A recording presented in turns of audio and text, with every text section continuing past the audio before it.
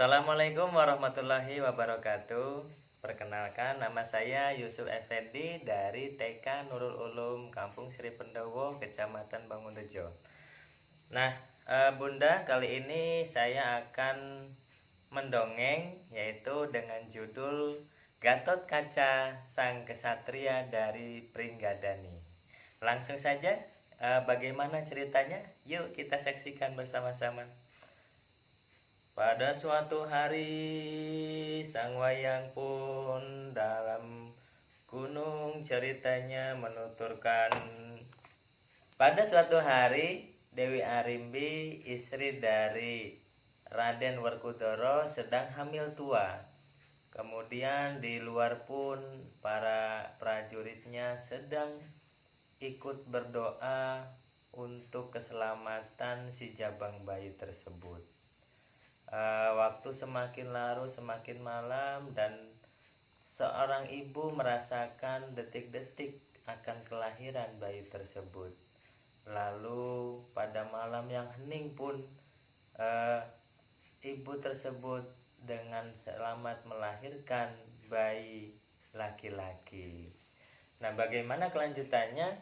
Ternyata setelah dibersihkan, bayi laki-laki itu tidak ketika pembantunya akan memotong tali pusar dengan pisau, pisaunya tidak mempan.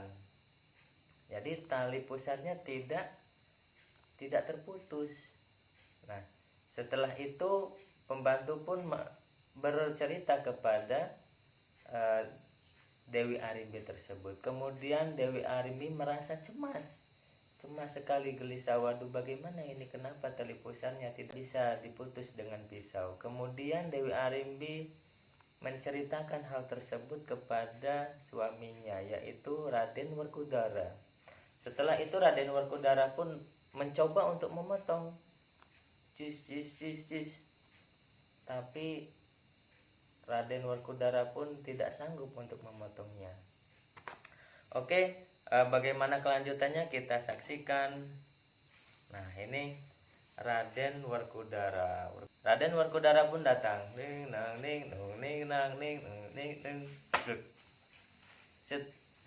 Kemudian setelah Raden Werkudara itu tidak mampu untuk memotong tali pusarnya si jabang bayi, maka Raden Werkudara memanggil Sri Krishna untuk membantu memotong tali pusar tersebut. Kemudian datanglah Sri Krishna dengan wajah gembira untuk menyambut kelahiran bayi tersebut. Wahai Raden Werkudara, bagaimana kondisi anak si jabang bayi yang sudah dilahirkan oleh Raden Arimbi? Wahai Sri Krishna, alhamdulillah bayi tersebut sudah lahir dengan selamat. Namun ada satu kendala. Apa itu, Raden Werkudara? Anakku tidak bisa dipotong tali pusarnya dengan pisau. Entah apalagi caranya supaya tali pusar itu dapat dipotong. Hai Werkudara, cobalah meminta kepada Puntadewa dengan senjata andalannya. Wahai Krishna, terima kasih engkau telah memberikan saran. Akan kupanggilkan Prabu Puntadewa untuk memotong tali pusar tersebut. Nah, kemudian singkat cerita, Prabu Puntadewa pun datang menemui Sri Krishna. Kemudian cerita selanjutnya, Puntadewa pun dengan senjatanya akan memotong si jabang bayi itu.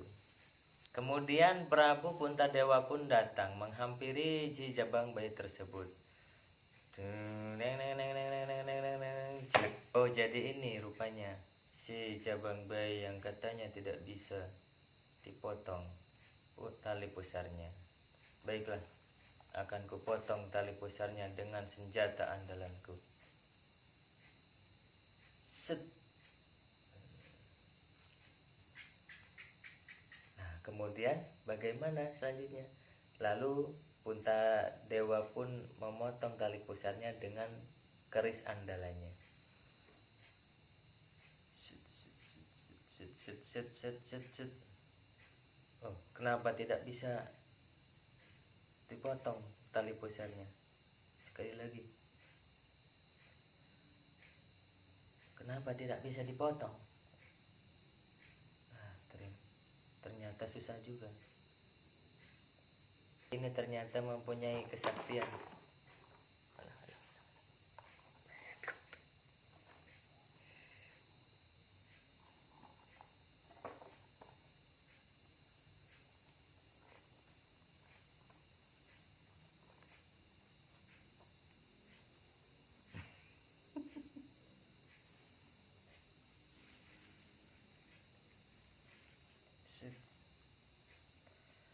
Nah, kemudian Puntadewa pun memotong tali pusar bayi tersebut menggunakan senjata andalanya. Set, akan kupotong tali pusarmu dengan menggunakan pusaka saktiku ini.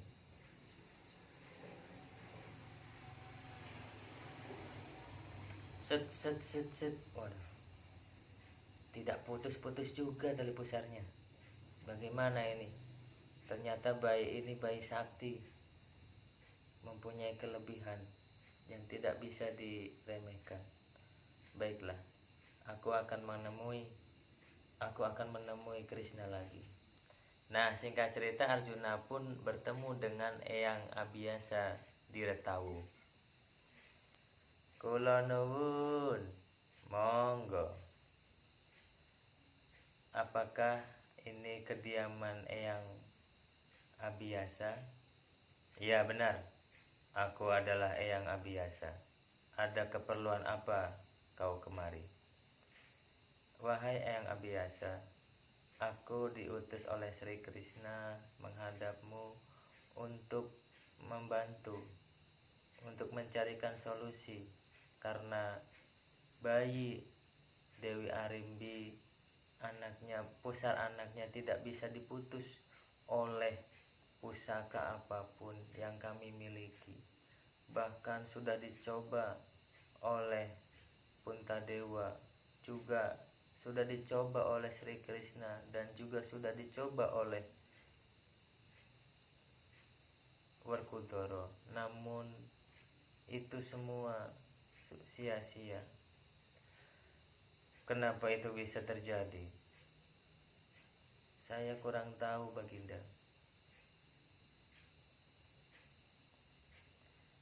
Baiklah, saya sarankan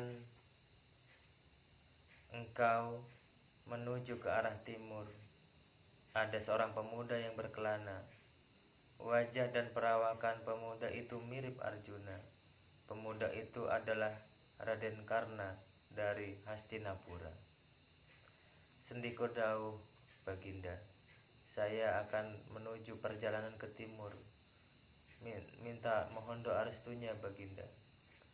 Kurestui kamu, wahai pemuda. Nah, kemudian singkat cerita, Arjuna pun bersama dengan Gareng, Semar, dan yang lainnya menuju perjalanan ke arah timur. Ding dong ding dang ding dong ding dang ding ding. Kemudian bertemulah ia dengan seorang pemuda yang tampan dan mirip Arjuna. Tiba-tiba di hadapan Karna berdiri Batara Narada dengan membawa senjata pusaka. Cucuku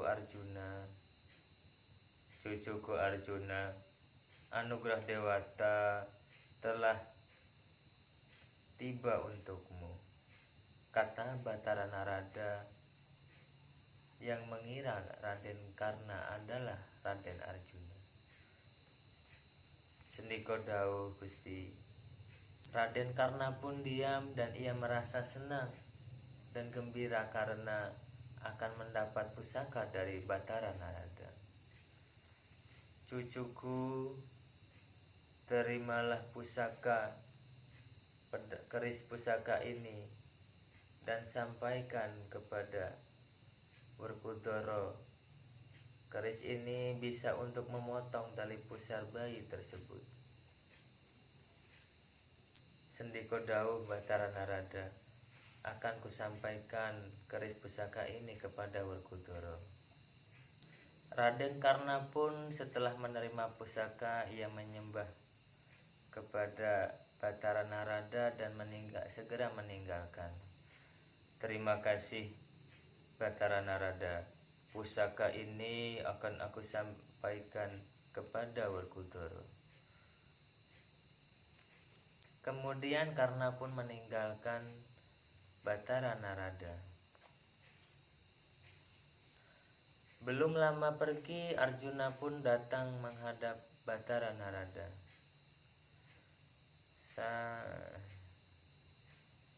Kula nuwun, monggo. Wahai Batara Narada, hamba adalah Arjuna. Hamba diutus oleh Sri Krishna untuk mutus tali pusar si jabang bayi dari putra Dewi Arimbi. Wahai Arjuna, tadi aku sudah bertemu engkau karena wajahnya mirip dengan engkau. Aku sudah berikan pusaka itu kepadanya. Apa iya? Wahai Baginda, tadi itu adalah Karna, bukan Arjuna. Baiklah kalau begitu, engkau kejar saja karena ia belum lama pergi. Sendiko dawuh Batara Narada. Nah, kemudian Arjuna pun meninggalkan Batara Narada dan mengejar Karna. Kemudian Arjuna pun mengejar pemuda tersebut.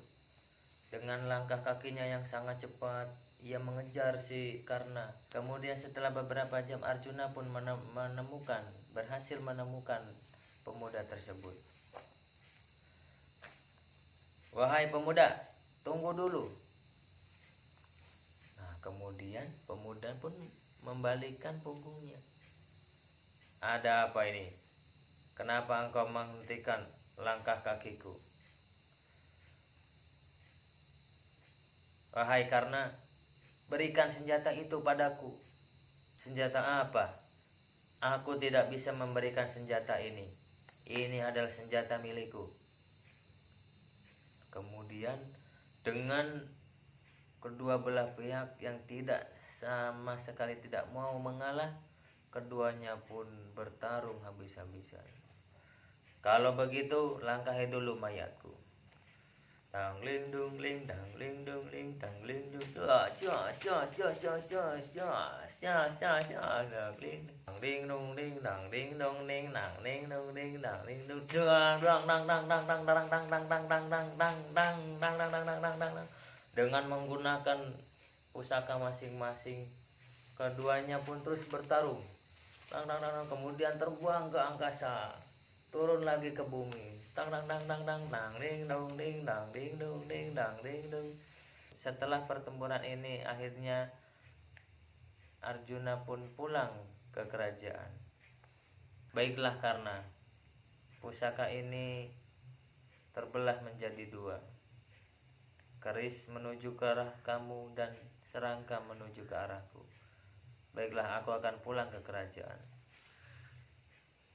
Kemudian sang Arjuna pun pulang ke kerajaan untuk menemui Werkudara.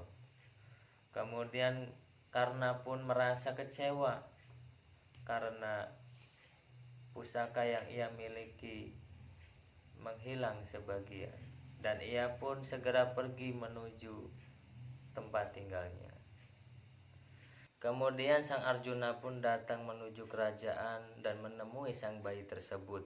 Membawa pusaka, lalu Arjuna pun memotong tali pusar anak bayi tersebut. Srek, cus. Alhamdulillah, akhirnya tali pusar ini terpotong juga. Syukurlah bayi ini sudah terlepas tali pusarnya, dan mudah-mudahan bayi ini dapat hidup sehat serta hidup bahagia bahagia ke depannya. Nah, itulah cerita dari Kak Yusuf awal kelahiran Gatot Kaca. Terima kasih, mudah-mudahan kita semua dapat terhibur dengan kisah ini. Terima kasih.